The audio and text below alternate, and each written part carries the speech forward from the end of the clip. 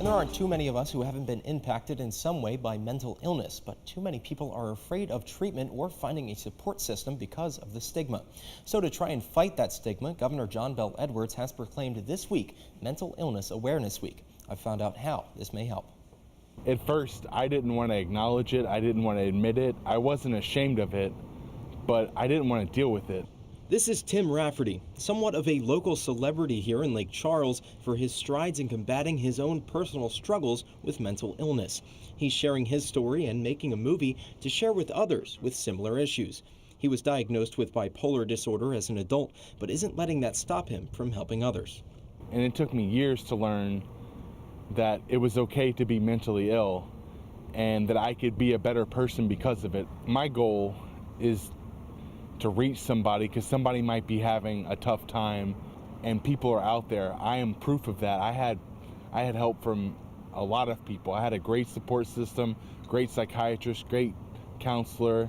But he says others may either not have access to the kind of support he had or may not want to come to terms with their own struggles. Rafferty says that's what he wants to change. Recently, he met with Governor John Bel Edwards to push for a Mental Illness Awareness Week.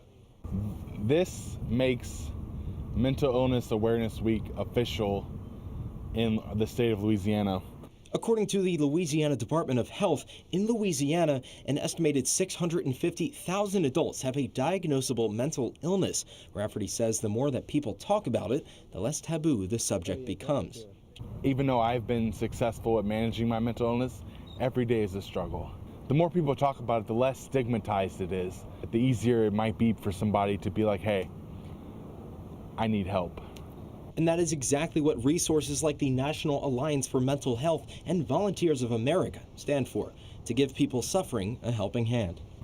We want people to win the battle. We don't want people to lose. We want people to live their life, live the fullest life, the best life they can, be better versions of themselves. I know I want to be. But the first step is opening up. You definitely don't want to put it on the back burner like I did.